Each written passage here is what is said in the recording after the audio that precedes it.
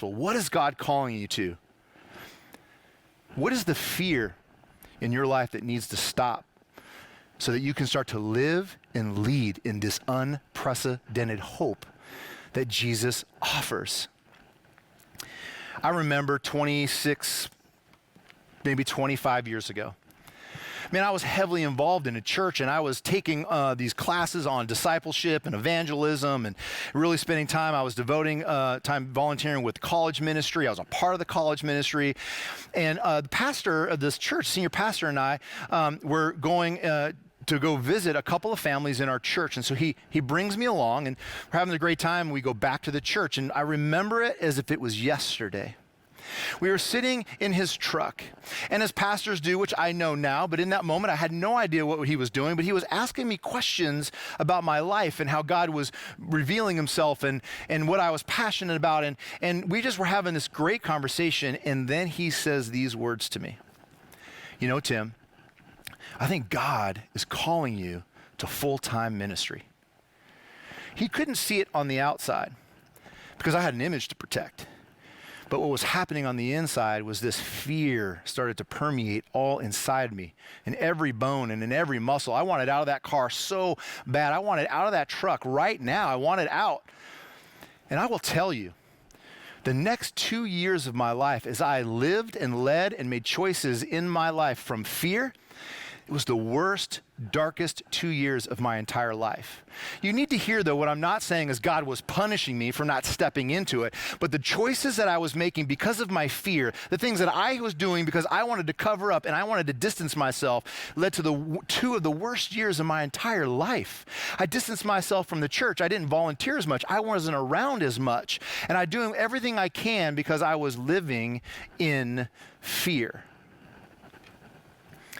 But when I began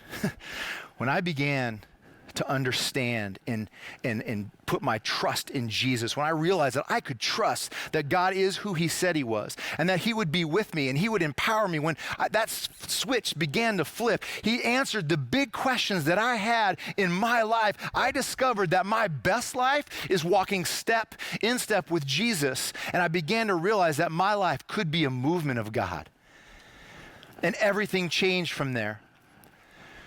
You know, in the Old Testament, there was this moment where they were the Israelites were walking into the promised land, and Moses decides to send 12 scouts to go check out this land that God had promised them. God said, this is yours. It's the promised land. You know, the milk and honey and all of that, and I'm going to be with you, and you will take it. And so he sends scouts, and when they had returned, 10 of the 12 reported in fear.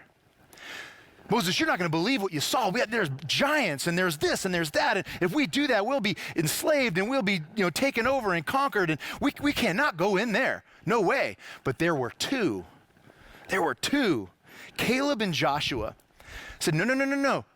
Don't forget, we are God's chosen people. He said he is with us. He will go before us, and he will deliver it into our hands. We need to go now. But fear ruled the day. And it would be 40 years before they would even begin to go into the promised land. Those apostles were locked up in that upper room in fear, and it would be some 40 days before they would begin to move in hope towards what God had called them and purposed them to do.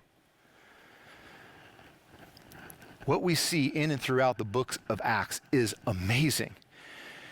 What we see is that the apostles and the followers and the people of God discovering this unprecedented hope, becoming a movement of God with their life. And when they did, it changed everything.